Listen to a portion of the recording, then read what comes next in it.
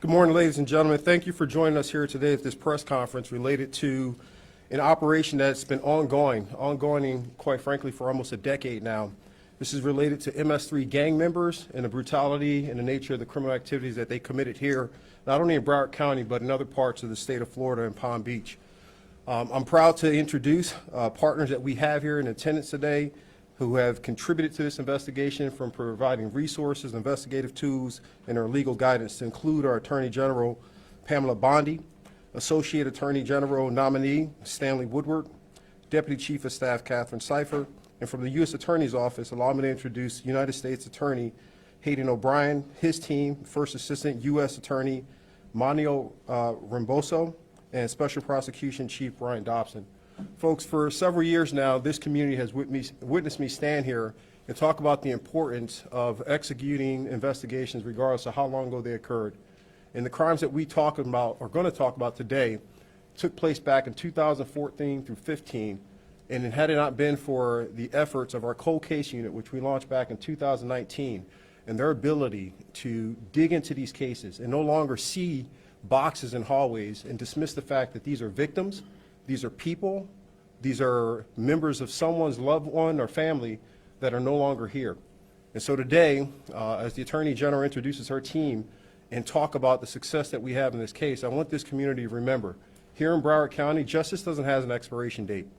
It doesn't matter when you committed the crime, it doesn't matter what part of this world you are from. If you come here in this community and decide that you're going to take a life, we're going to unleash every single resources to bring you to justice.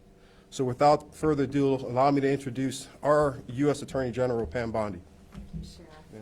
Thank you. Thank you, Sheriff. I feel like I'm back home being here in Broward.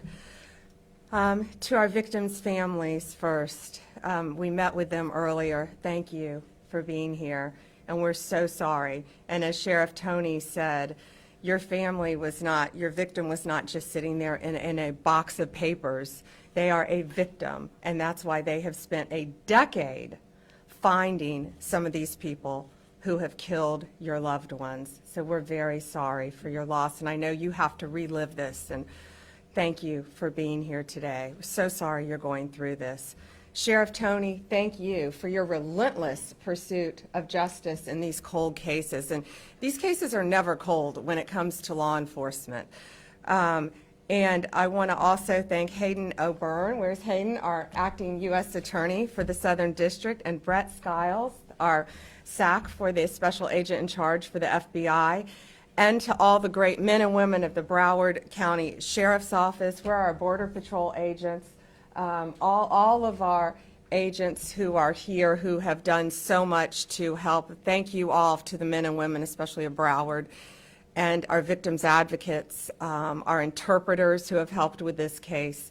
It takes a lot of people to make these cases, and they're so very, very important. And today we're here to announce the arrest of 3 more MS-13 gang members who were in this country illegally, and they were in Florida, and we will be reviewing them. They've all been arrested for first-degree murder. We will be reviewing them to see if we will seek the death penalty.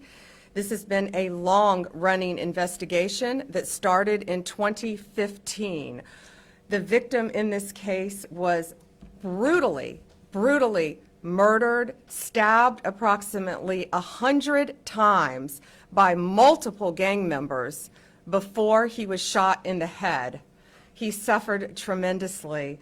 And these indictments are a warning to all criminals. We don't care how long ago you committed the crime.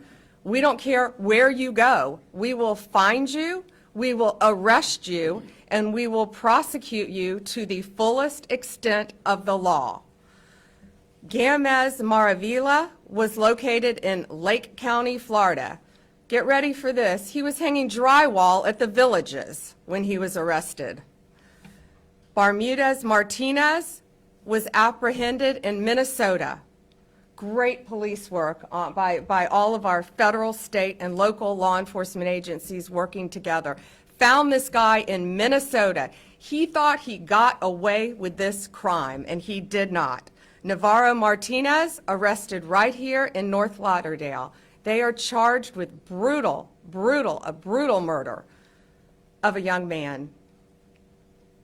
One of these defendants sought him out, convinced him to come with him in his car, took him to a crime scene where they are all charged with violently stabbing him, almost like a game, to get a higher level in their gang initiation. They were all part of an MS-13, it's called Clique, a clique that was living right here in Florida.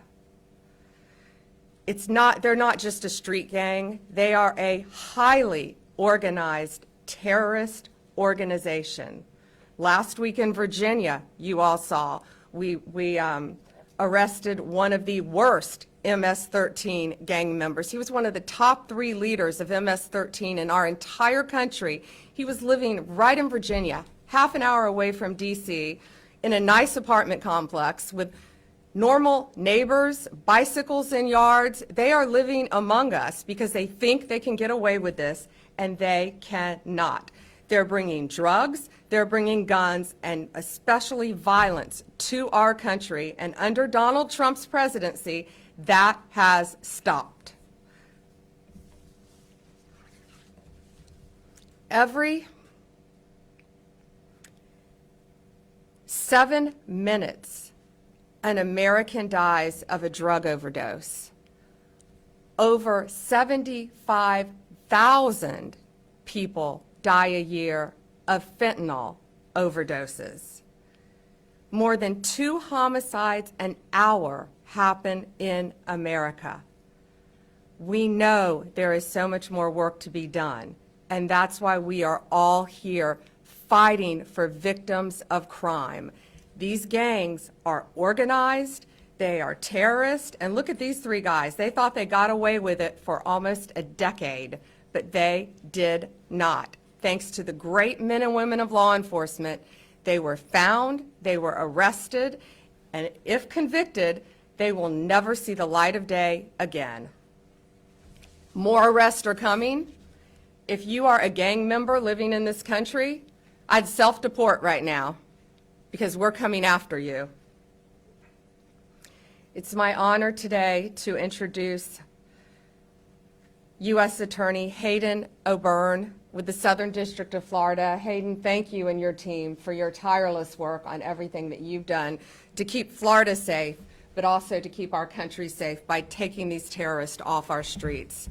Thank you, Hayden. Thank you, General. Thank you.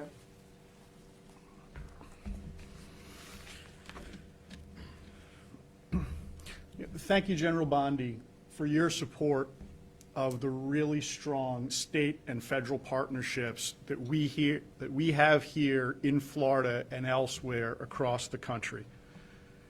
Today is just one example of what we can do when law enforcement works together as a team, as Sheriff Tony and General Bondi have demonstrated here with what we're able to do.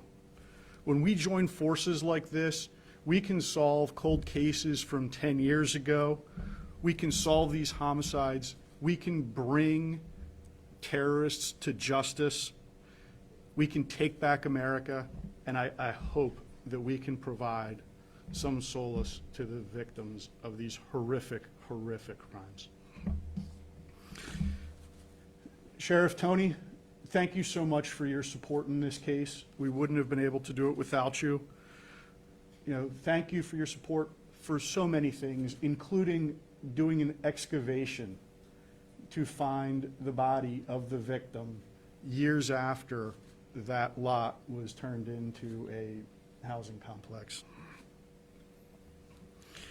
Thank you to the cold case detectives and everyone else at your office that worked tirelessly to pursue these individuals, not just in South Florida, but across the country.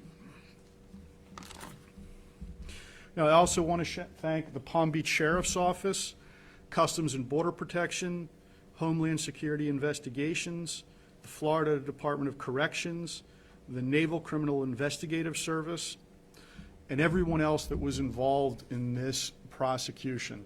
We couldn't have done it without you, but when we work together, we can achieve these indictments and we can secure the convictions of these terrorists. The United States Attorney's Office and the Department of Justice, we will not stop working to pursue these terrorists and take back America. Thank you. I'd like to welcome to the stage the SAC of the Miami Field Office of the FBI, Brett Skiles.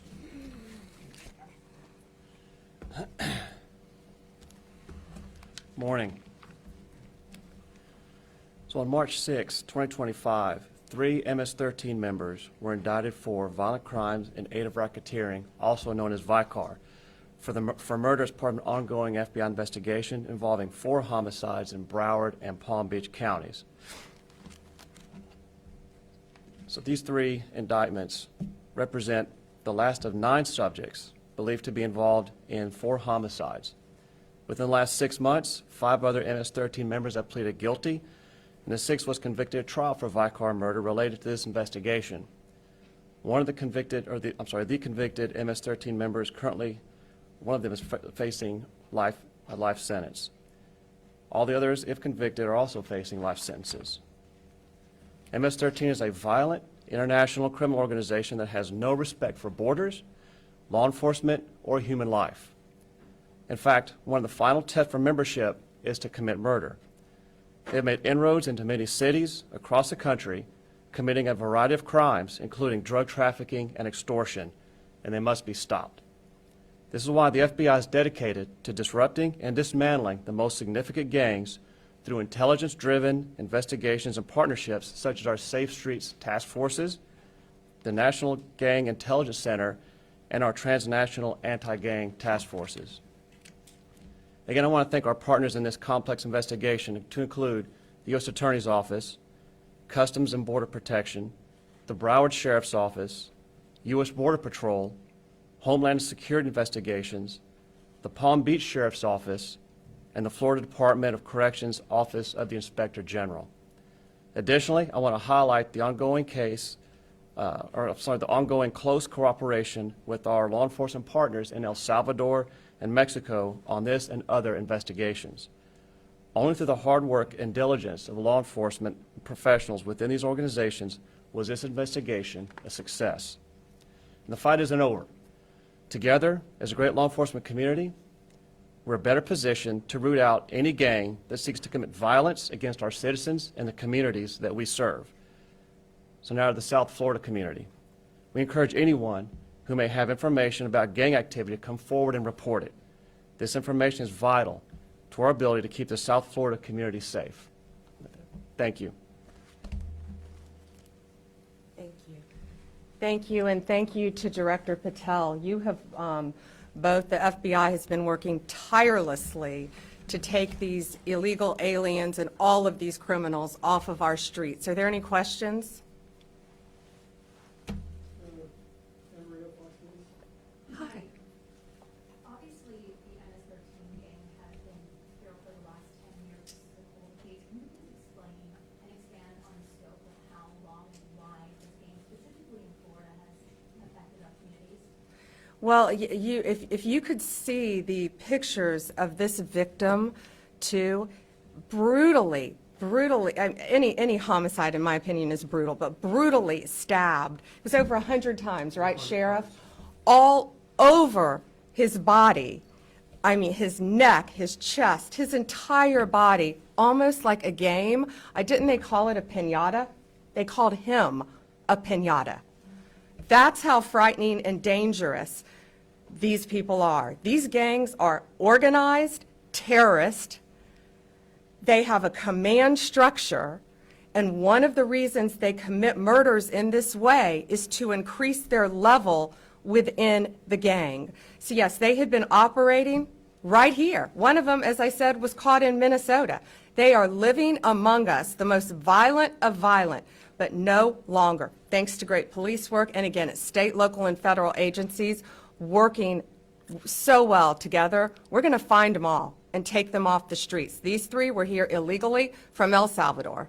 Can you explain how the 9, possibly 10 there, are they responsible for more than one murder? How multiple murders for the other ones. Do you want to take that? Multiple murders. Yes, there were a total of 4 murders involving these defendants down here in South Florida. In the trial that just concluded, the people you see on the top row either pled guilty or were convicted of those murders. And then basically everyone on that was involved with the last murder that we've charged. And the 3 individuals that have been charged were involved in that last murder. They were part of the gang where they all went out and brutally stabbed the individual over 100 times as part of the gang initiation. So the 3 on the top there on the left, they're the ones that Oakland Park murder? Yes, everybody was involved in the Oakland Park murder, and then there were 3 other murders down here in South Florida that various gang members were involved with. Ms. Bondi, a question not related to this terrible tragedy. As you know, it is routine for the department and the FBI to investigate matters such as the signal scandal, the interactions, inappropriate interactions between some of these cabinet secretaries on secure national defense information. Last week, you told a reporter that the reason you have chosen not to investigate that was because you believe this information is not being classified. The predicate for opening investigations in the past has not been classification. It's been sensitive national security information. So I have 2 questions. First, can you tell me how you know it wasn't classified if you haven't investigated? And secondly, have you discussed this matter with the president or anyone else in the White House? I have not discussed it with the president. And secondly, the agencies themselves said it was sensitive, not classified. I believe one inspector general is looking at it now. Those cases would have to be referred to me. They have not been referred to me. They are being looked at interagency currently. Anyone else? Gratitude to open an investigation. No, nothing has been referred to us. These are intelligence agencies, and they are reviewing it internally. All right, thank you all so much. I can take one more. Betsy Klein with CNN. Yeah, hey, Betsy. On the topic of deportation flights, were you informed of Judge Bosberg's March 15th verbal order to turn planes around, and were you involved in the decision to deny that order? I don't think anyone defied an order by a judge. That's pending in court right now. I think our attorneys have argued in court. I think there were arguments yesterday. We're awaiting a ruling. I anticipate this will go to the Supreme Court, be ruled in our favor. I don't believe anyone defied a court order. I think testimony came out in court that those planes not only had taken off, but were outside of American airspace. Moreover, they were illegal aliens from El Salvador, just like these guys on this chart, who are committing violent murders throughout our country. They were some of the worst to qualify under the Alien Enemies Act, and we should be concerned about the victims of these crimes here in our states more than these defendants. Thank you all.